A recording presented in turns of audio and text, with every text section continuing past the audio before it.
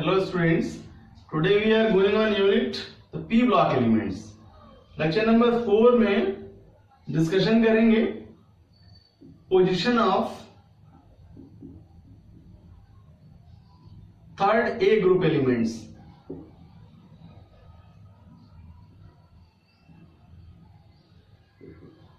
In periodic table.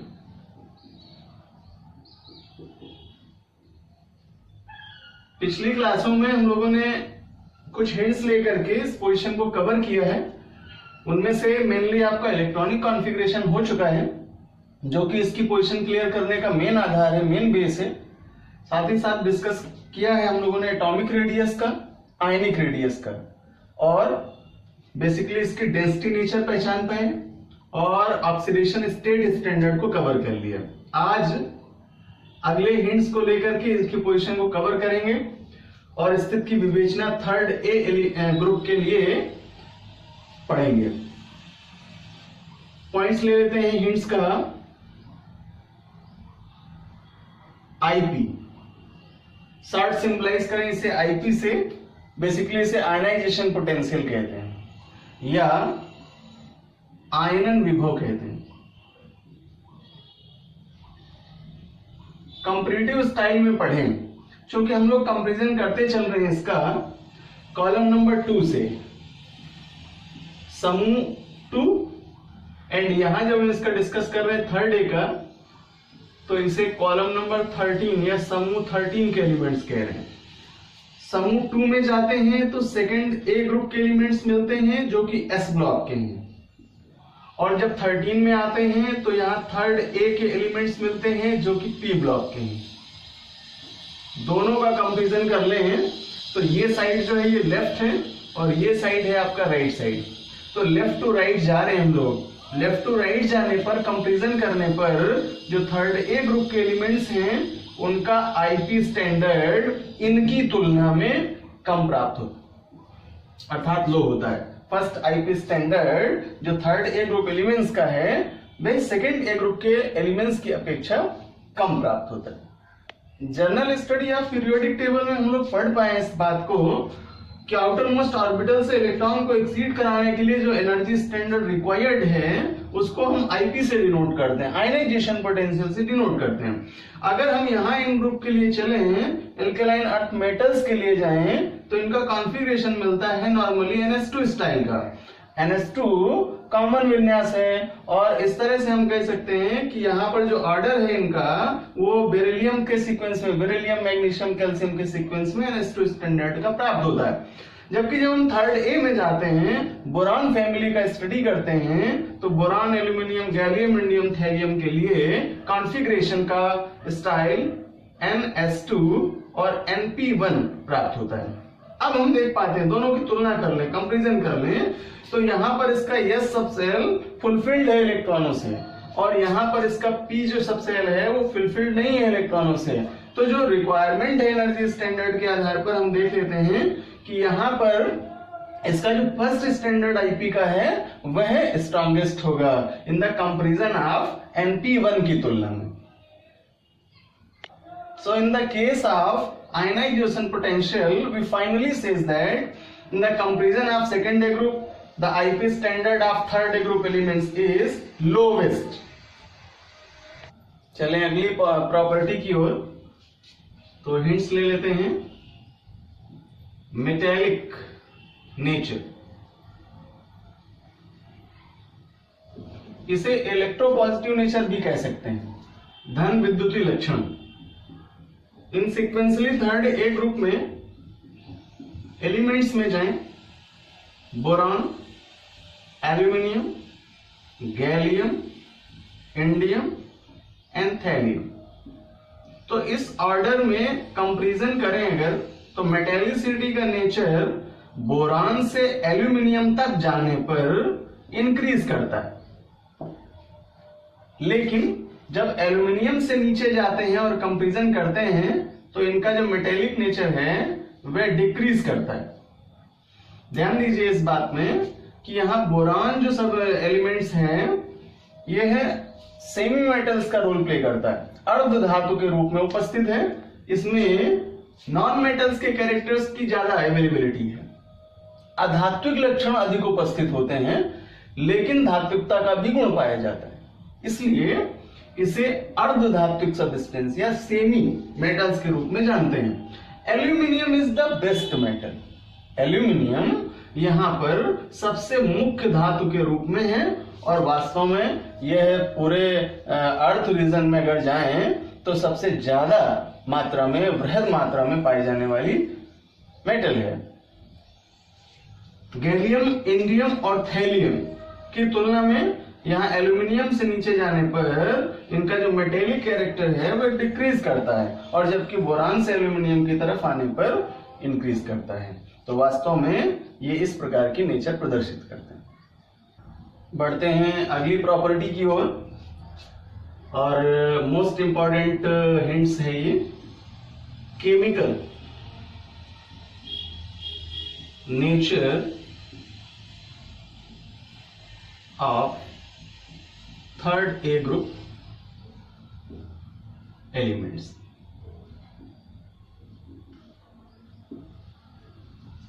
Discuss करें जब हम रासायनिक प्रगति का, तो बोरान और aluminium are the best element in this group.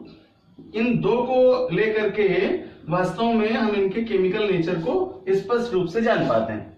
सबसे पहले हम रिएक्टिविटी की बात करेंगे एरियोबिक रीजन में, तो कह सकते हैं रिएक्शन विथ एयर, वायु से क्रिया, और जब हम वायु की बात करें तो ऑक्सीजन से क्रिया।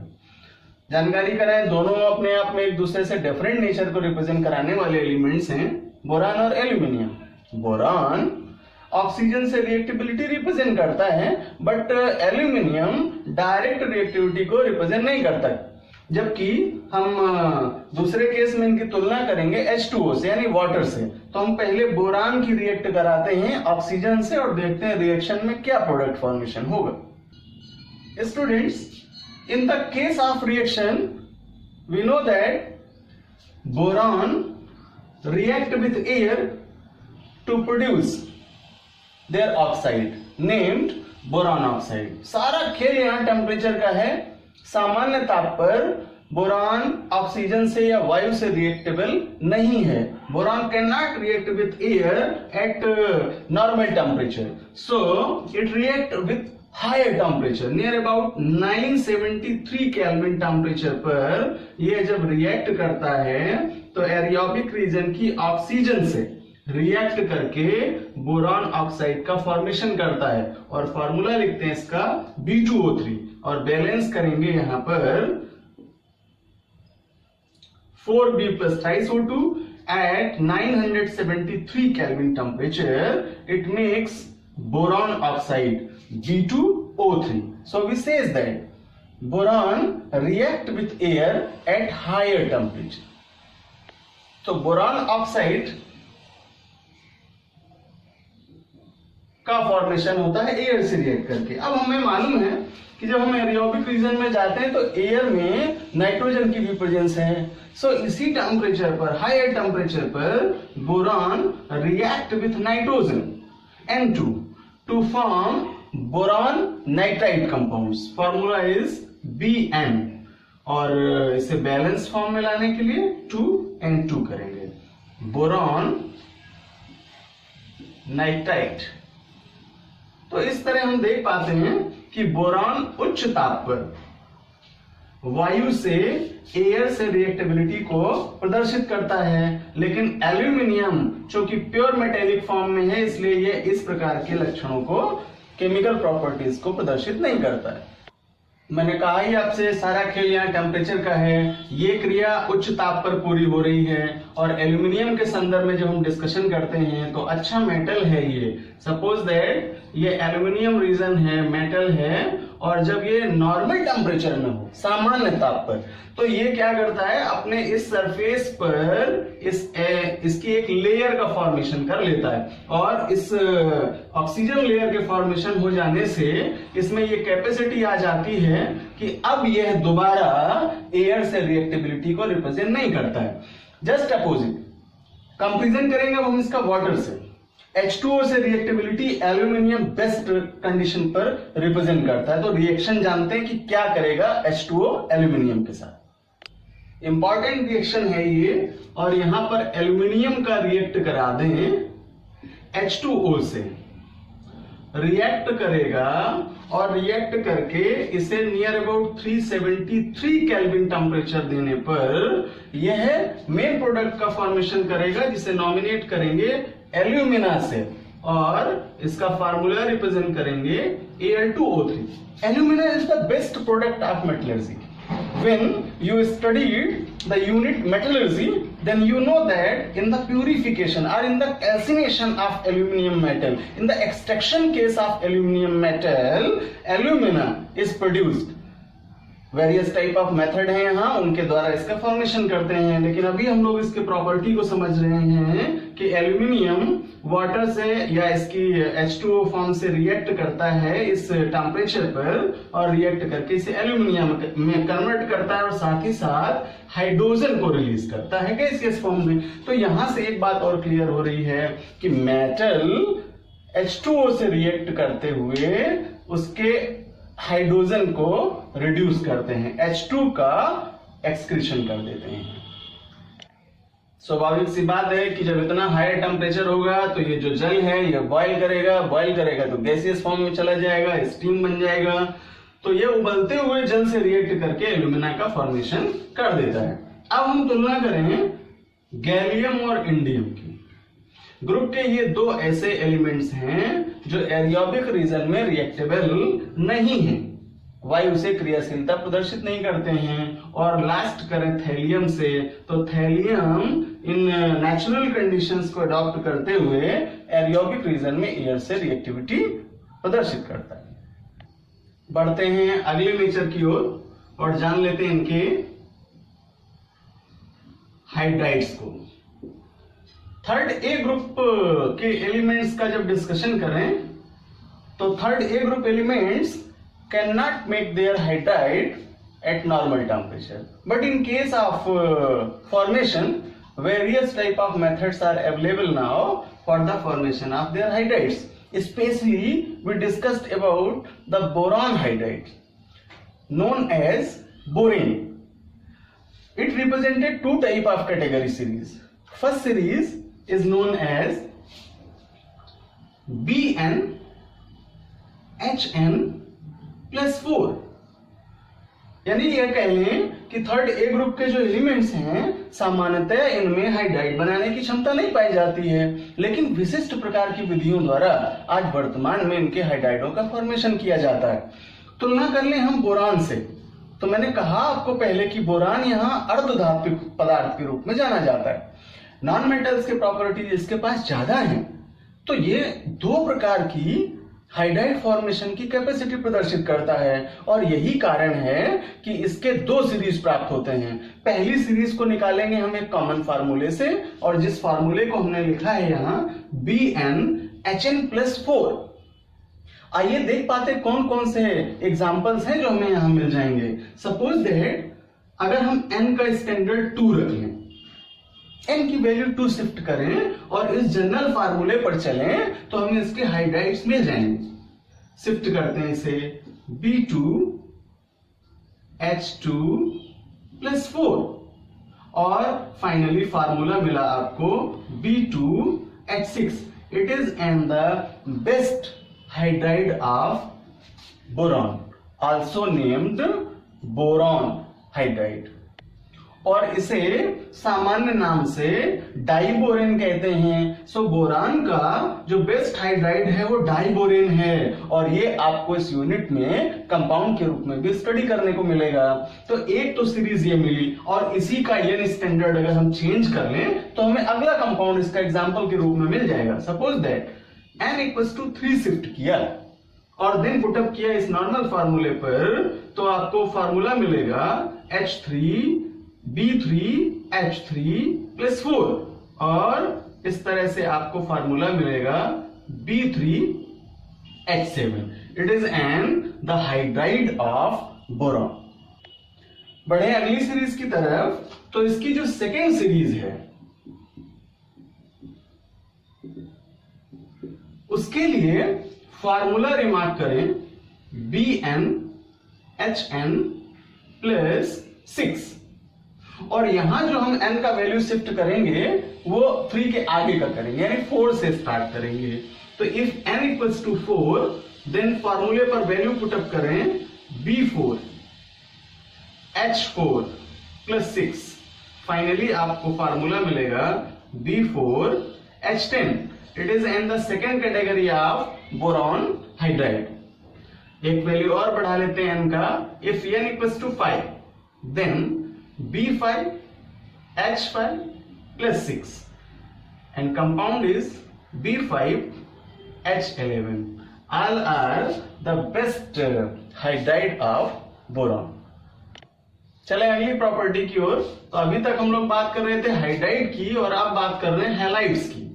हैलाइडों के फॉर्मेशन में जाएं तो थर्ड ए ग्रुप के जो एलिमेंट्स हैं उनमें से boron, aluminium, gallium, indium and thallium, ये एलिमेंट्स बेस्ट कैपेसिटी रखते हैं अपने हैलाइडों को बनाने की। और जब हम हैलाइड की बात करें तो हैलोजन, और जब हम हाइड्राइड की बात करें तो हाइड्रोजन, तो हाइड्राइड हाइड्रोजन और हैलाइड हैलोजन, और हैलोजन को रिप्रेजेंट करते हैं हम कॉमनली एक्स से, और एक्स माने सेकेंडरी।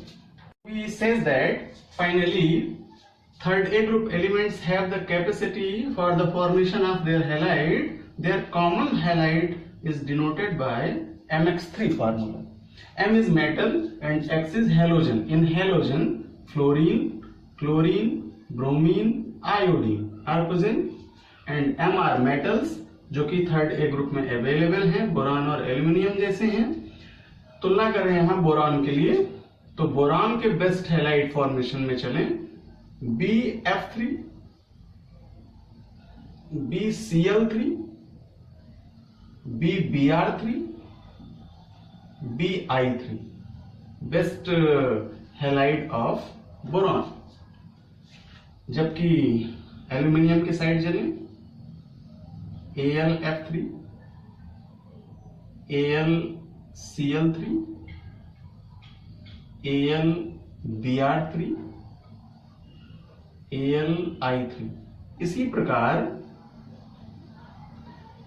इन मेटल्स के हैलाइड्स हमें प्राप्त होते हैं। लेकिन हम जब लास्ट करें थैलियम के लिए, तो यहां थैलियम के लिए जब हम डिस्कस करते हैं इस केस का,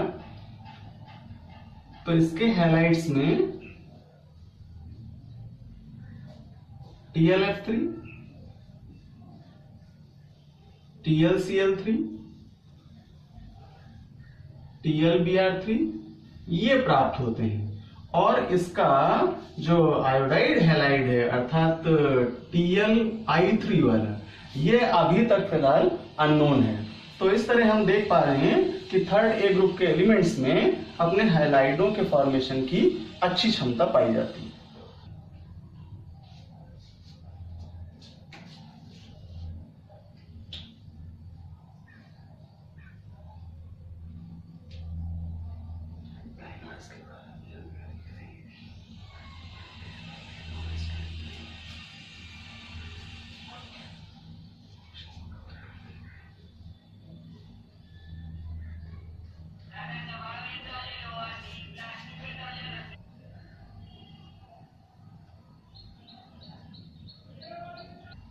तो स्टूडेंट्स, हैलाइडों के संदर्भ में बोरान के हैलाइड बहुत ही फेमस हैं, और यहाँ एल्यूमिनियम का जो हैलाइड है AlCl3, इसके डाइमर स्ट्रक्चर्स को जब हम पढ़ेंगे तो वास्तव में जान पाएंगे कि इसका इलेक्ट्रॉनिक स्ट्रक्चर, लुईस स्ट्रक्चर किस तरह फॉर्मेट किया जाता है, और उसके आधार पर हम इसके बॉन्ड या इसके स्ट्रक्चरल फार्मूले को भी पढ़ेंगे।